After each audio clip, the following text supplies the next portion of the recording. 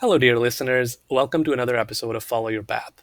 My name is Abdul Abid, and I'm a surgical pathology fellow at the University of Pittsburgh Medical Center. Today, our guest is Dr. Sarah Bean. She is a professor of pathology at Duke University. I am also joined today by a future pathologist, Meredith Herman. Welcome to the show, Dr. Bean. Thank you. Starting off, can you please tell us a little bit about yourself, where you grew up, where you went to medical school, and did your residency? Sure. So I grew up in a very small town in the state of West Virginia. The town is called Moorfield. So it's just this tiny little speck on the map.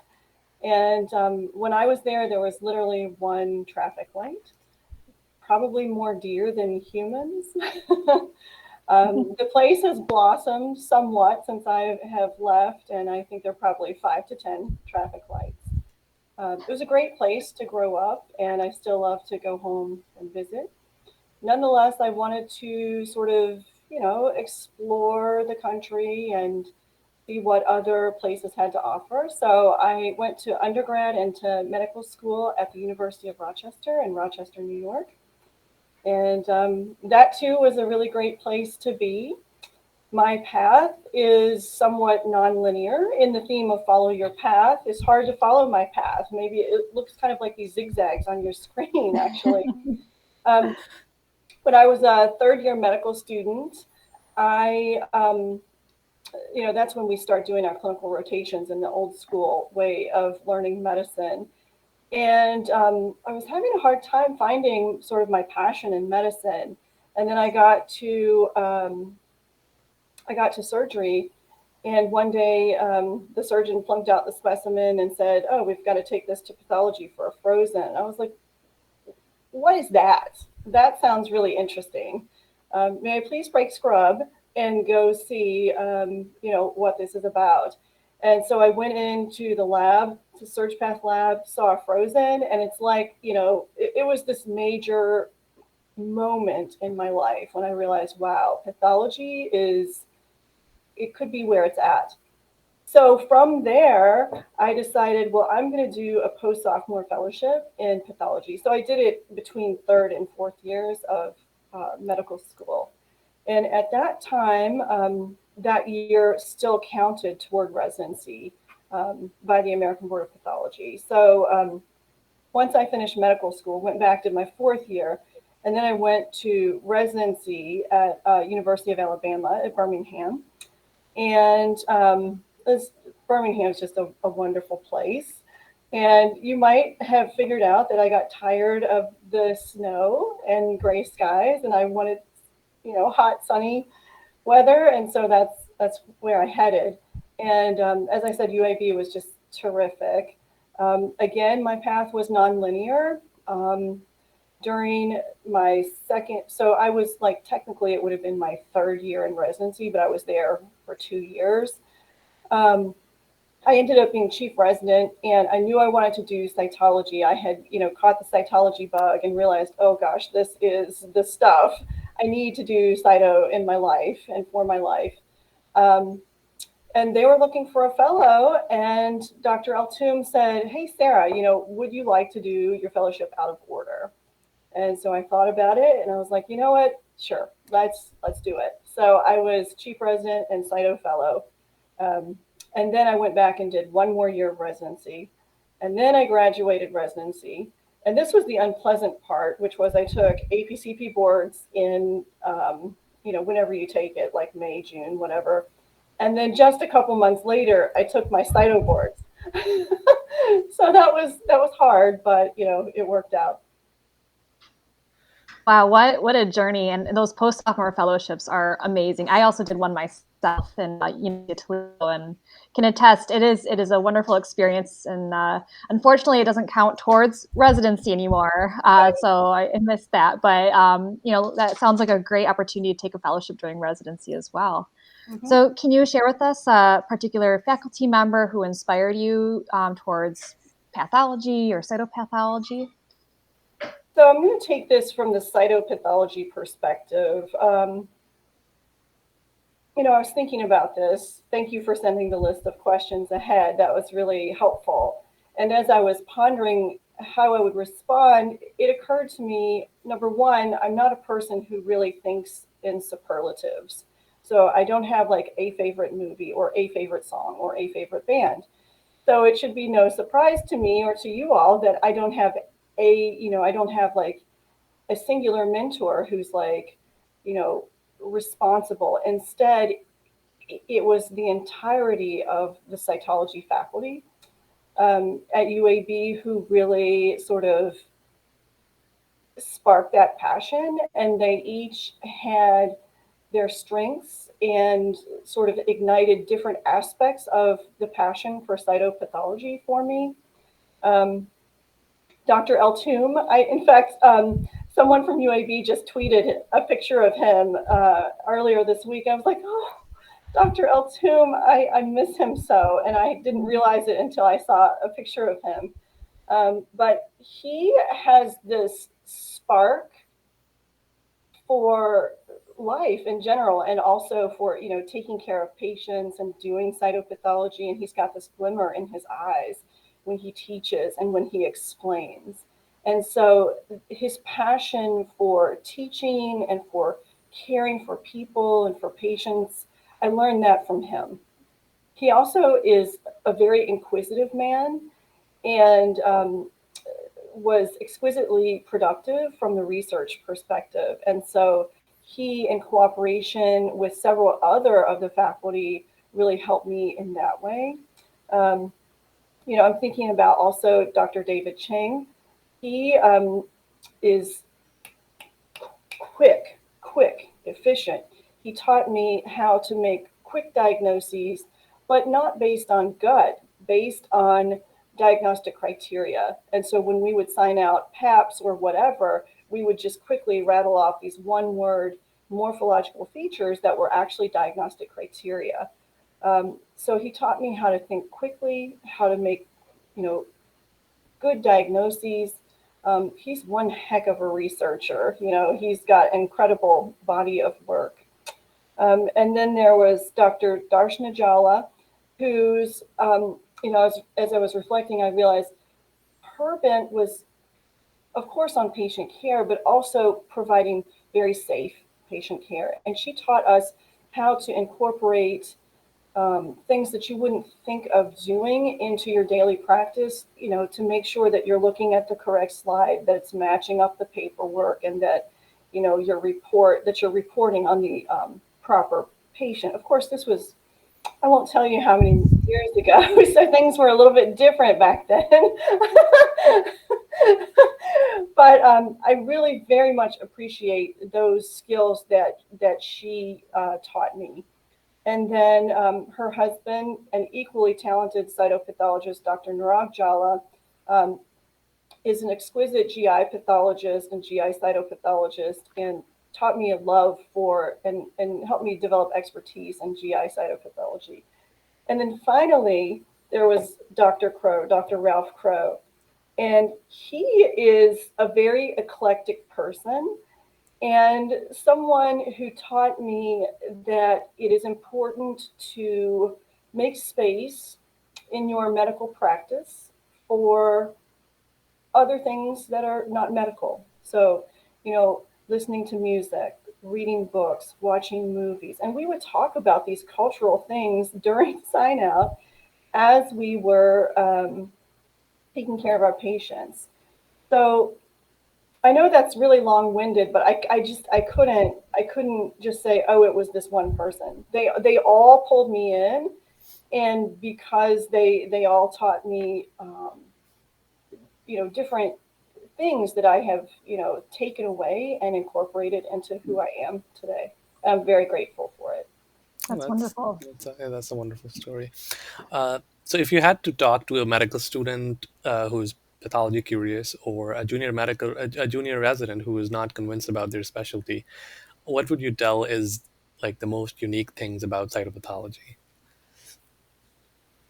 So when one thing I heard when I decided to go into pathology, people said to me, and of course these were not pathologists, they said to me, the medical student who's so excited about going into pathology, oh, this is a terrible loss. We can't. We're really sorry that you're not going to be taking care of patients, and that you're wasting your talents in pathology. Are you sure about that? And I'm sure even medical students today might hear something like that, and that's frankly really hurtful and offensive. Um, so what I would say is, you know, cytopathology, of all of pathology, is a place that allows you to take care of patients. Of course, all pathologists take care of patients, right? We're all physicians, we're all experts Mhm. and physicians. We're all taking care of patients, but cytopathology is one of the few aspects of consistent aspects of pathology that is actually patient facing. In that, here at Duke, we have our own freestanding FNA clinic where our patients physically come to us in our clinic, and we see those patients, we interact with those patients. And, even if you were to think about it from the perspective of um, time and time spent, face time spent with a patient, while that amount of time might be minimal, I do believe that we are making very lasting impressions in the lives of those patients. We're meeting patients at their most vulnerable points in their lives. They're frequently afraid because obviously they have some sort of mass, be it palpable or non-palpable. Um, they're experiencing stress, fear, concern. They don't know what that is. Some of them are concerned about the potential pain, physical pain that they might endure. And so this is, to me, a wonderful opportunity for me to um, help them to understand who I am as a cytopathologist. I always, make sure they understand that it is I who will be interpreting the material. I also give them results in real time.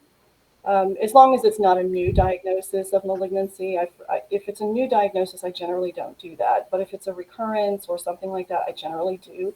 Why are we going to let these patients walk around for, days potentially, not knowing if their cancer is back? So I think that is a very strong argument for cytopathology for someone who is concerned about, maybe going into pathology and maybe not having those patient-facing interactions, who might really enjoy it. For me, it's just the perfect amount, not too much, not too little, and and I like to strive to take an opportunity not only to help the patients, but also to sort of help spread the word about who we are as pathologists and our role on the healthcare team.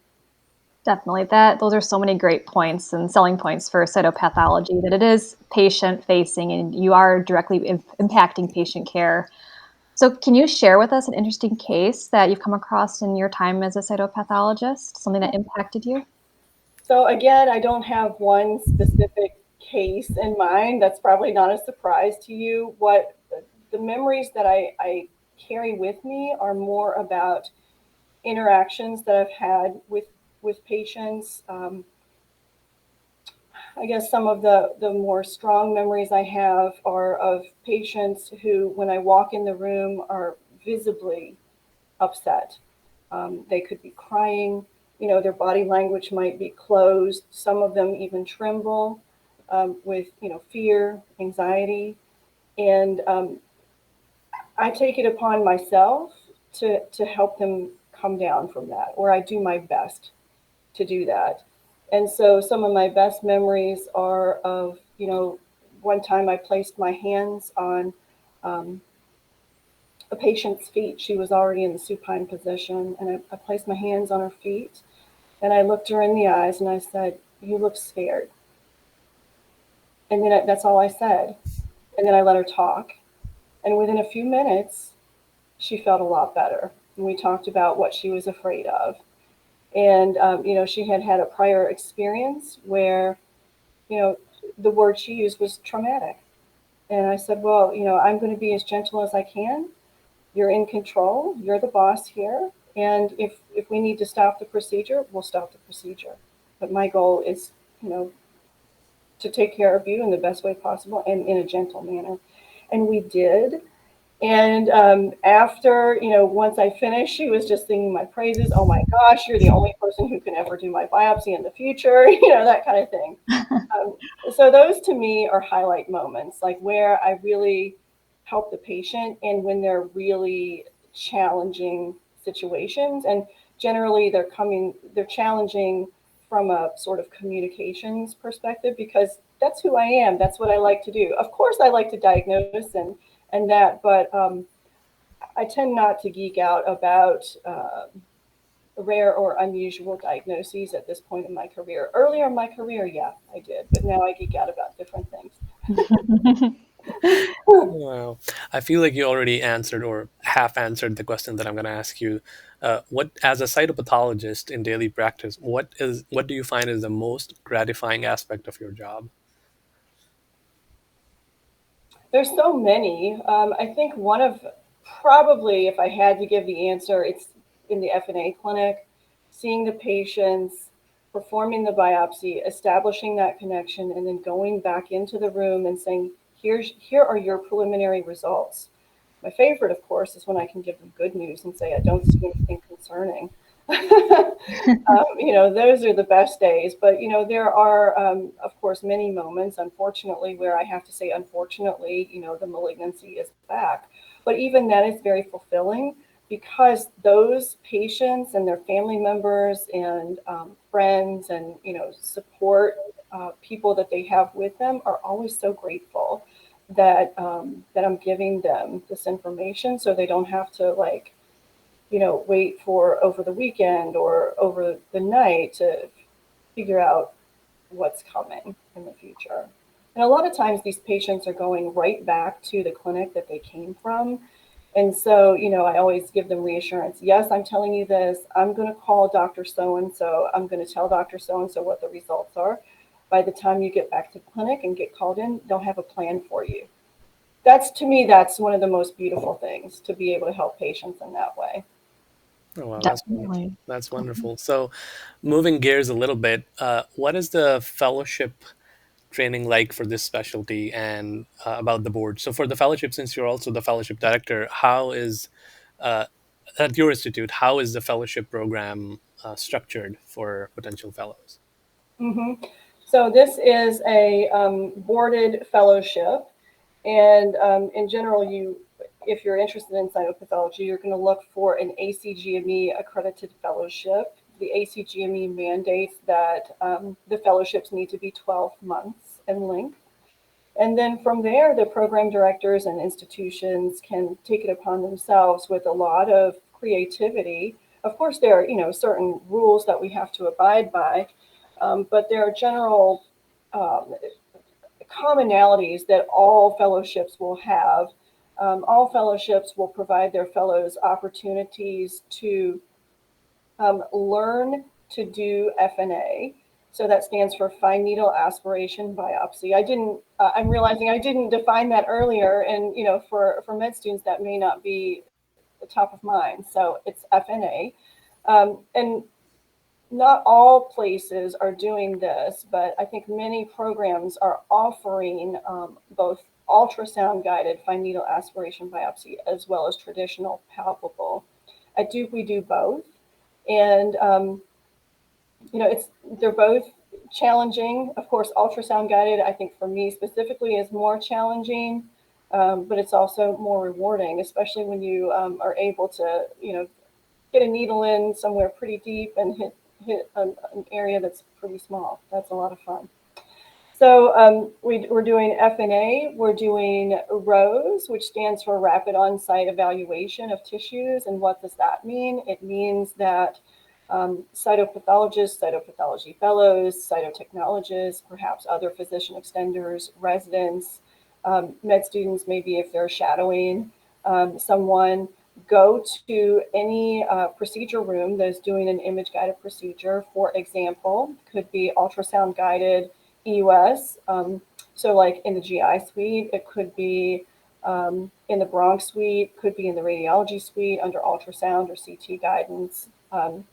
What happens is one of us is in there receiving tissues and making smears, and we're also triaging the material and then reviewing the smears that we make under the microscope in real time to provide feedback to the proceduralist.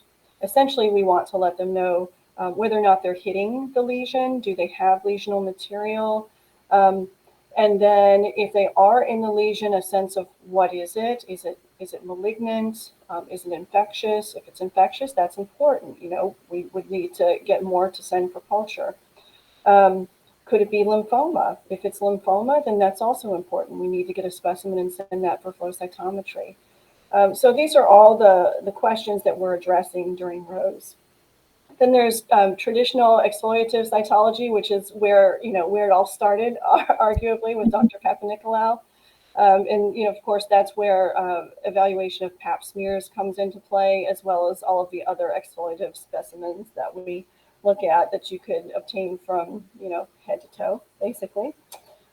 And then also other things that you can expect as a fellow to learn on varying degrees, depending upon the program, would be laboratory management, patient safety, quality assurance, and then also well-being. In my program here at Duke, we talk about well-being, and there's a whole section in my program manual about well-being. So there's a good emphasis on that. Again, it's 12 months. There's a lot of leeway from program to program about how those 12 months are spent. We have electives, so my program offers 3 months of electives, and that's a nice opportunity for the Cyto Fellows to develop sort of a side interest and get some more concentrated experience depending upon what route they're going in their job and what their learning needs are and potential learning gaps are. And then, of course, I think I mentioned this, but I just want to say it again in case I didn't mention it. This is a board certified subspecialty, and so after the year of fellowship, near the end, you'll apply to the boards to take the boards, and then generally the boards for subspecialty exams are administered in the early fall. So it coincides within the first few months of your new job or a new fellowship, or if you're doing another fellowship. Definitely. That sounds amazing with all that hands-on experience too. So what an incredible opportunity. So can you share with us some advice that you have for medical students and residents who are aspiring to go into cytopathology, what they should be thinking about and look into?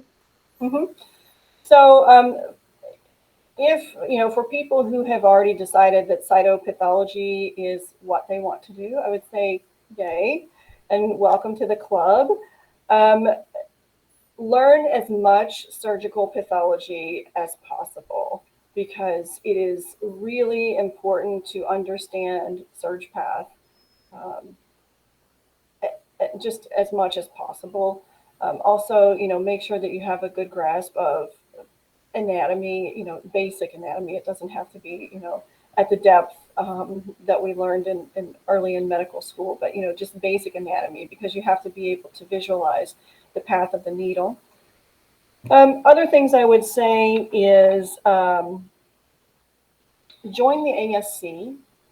And, I'm not as familiar with the ASC committees, but if they do accept junior members on their committees, I would say definitely, sign up for a committee, do volunteer work, start going to the annual meeting. Some of you might be thinking, what is ASC? It's American Society of Cytopathology. And you can join as a resident physician. It might be free. And they may need, you might have to have, a cytopathologist to sponsor you, but what a great opportunity to network is what I would think is like, if you need a sponsor, then, challenge yourself to go to a cytopathologist you've not worked with and say, I know we haven't worked together. And here's what I'm thinking, would you like to sponsor me? So I would do that. We mentioned Twitter before we started recording, and I think that's how, Abdul, you and I first met was on Twitter, and so I would say if the funny thing is I'm not even a social media person. Twitter is the only thing I do. Um, but I would say, join Twitter, and even if you're, not going to contribute content, that's okay. You can just follow cytopathologists and see what they're saying. And, there's so many people who are putting out really great content um, from the cytopathology perspective, as well as surgical pathology, really all of pathology. I follow so many different people, and I love it because I learn so much. And also, I make these really great connections as well. So that's another piece of advice. Trying to think what else. Any resources that you could mention, like other than obviously Twitter? At the resident level, Yeah, yeah. Any um, websites or any modules that you would that people could do? that's a good question. I know ASC has free cases for Hmm. members. Yeah.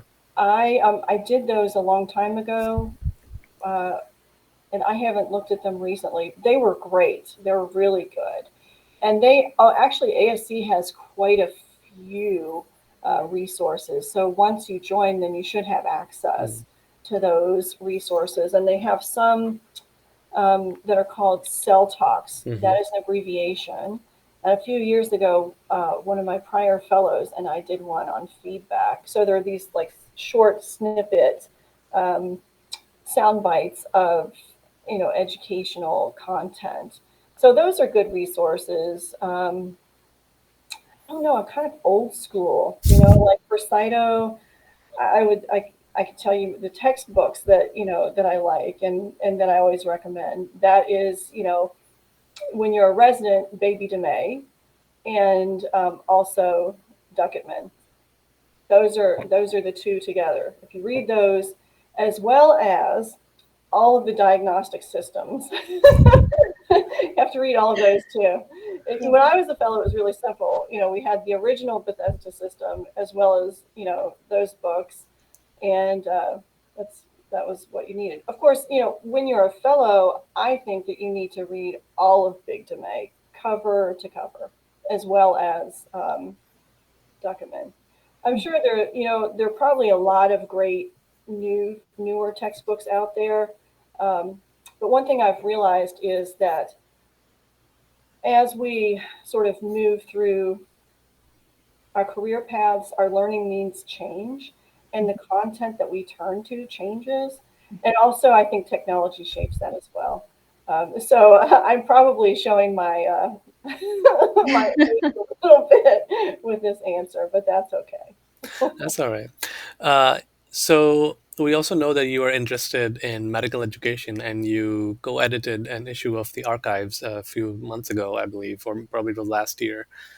Can you tell us how you got interested in medical education, and if someone is like, how does one pursue that particular passion within academic medicine? Yeah, so I have always loved teaching, and if I think back, to my childhood, um, some kids would play with dollies and dress them up and do their hair. Well, what I did was I put them in a circle or a semicircle. It's so true. And I had a dry erase marker board, and I would come home and I would teach to my stuffed animals and to my dolls. Legit, like, yeah, it was. And so, when I got to medicine and um, joined faculty here at Duke, I realized, wow, I really love working with residents, working with fellows, and now it's transitioned to more working with faculty. I'm sort of a shapeshifter, as it were, and I love to sort of learn a skill and then keep moving. But what I like to do is teach people and help people and explain things, and help them to figure out what's going on. So I guess it's just always been there, in looking back, that's a pretty odd thing to play as a kid, but it's very true. Um, so how did I do it? That's another question, especially like at the time when I made the decision to sort of switch my career from like HPV P16 work over to medical education. I was really the only person in my department who wanted to do that. I mean, of course, there were other educators in the department, but they weren't trying to get promoted based on their work in education. So I had to look outside the department for that and look at educational leaders at the institution. And so I was able to make some connections through the GME office. And then shortly after I made this switch, it was fortuitous for me that Duke decided to create an educational academy called Duke Ahead, which is just this terrific interprofessional group of educators that provides a nice community. And they also provide, it has grown over the years, and they provide all sorts of educational content for us, professional development. There are many grants that we can apply for to get monies like for coaching. I did that one time. Um, they also fund education research. So that was a really great thing that helped me along my way. And then just, finding other pathology educators nationwide, that was also really critical. And, sort of joining that network. So, for people who are interested in education, I would say, first look within the department, who are the educational leaders, let it be known that you're interested. I would also look at the institutional level, look to see if your institution has an educational academy similar to Duke Ahead. Um, there's some GME programs that are creating these like sort of specialized tracks, and Duke over the years has had one that is designed for developing skills in medical education. And I'm sure that other institutions have something similar as well. So I would say, if you're a resident and fellow, look to your GME office to see if they have something like that you could do. Generally, you're going to do that as a more advanced resident because it's additional work, of course, and your program director will likely have to endorse you signing on to do this extra work, but it's well worth it. So those would be my pieces of advice. Another thing, we talked about volunteerism through the ASC. Of course, the ASC is not the only society that you can volunteer for. There are all sorts of national societies. Um, and I know the CAP accepts junior volunteers because I primarily volunteer with the CAP. Not because that's just, I made this connection with the CAP long, long, long time ago. And I'm big on well-being and, realistically assessing my bandwidth. And I simply do not have the bandwidth to be one of those people who's at every meeting, for every society and volunteering like that. So I've had to make some difficult choices. Um, Having said that, the CAP does welcome juniors, and the CAP has a council on education. And under the Council of Education are several education related committees. And so those are really great opportunities for residents to get a feel for, educational leadership from that perspective as well.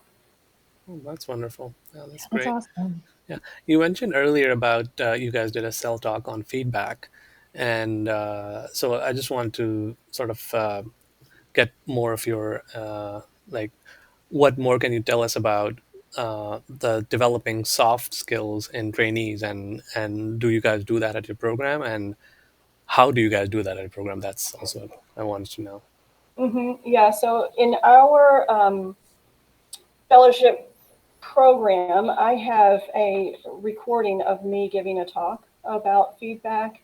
And during the boot camp, which happens like essentially as soon as orientation is completed, all of the incoming fellows are asked to watch that video, and then we'll sort of debrief about any questions they have.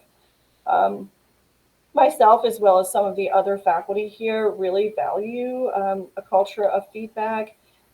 And what I mean by that is like both ways. So, I'm going to give very honest feedback, and I expect the fellows will give me as an educator honest feedback, as well as when we're talking about the program, I really want to know from the fellows what's working well and what's not working well. And I'm fortunate to say that the fellows in general are willing to give me feedback. I think it's because they know I care and that I'm listening, and that if there is something that's easily actionable and makes sense, I'm gonna fix it. Whatever it is that they come up with. Oh, that's wonderful. That's wonderful. Meredith, do you have anything? Yeah, I don't have any further questions, but I just think it's great all the work you're doing, and I'm excited for to learn more about medical education as I go through forward into residency here soon. So yeah, thank you for sharing your story with us, and we're looking forward to share with everybody else. Yeah. Yeah, you're So welcome. So that's our show for today, folks. You can find Dr. Bean on Twitter. Her Twitter handle is at Dr. SM Bean. She is also sometimes active on Kiko. And thank you very much for listening to us. If you like the show, please like and subscribe to our channels on YouTube, Apple, and Podbean. We will be back with another episode soon.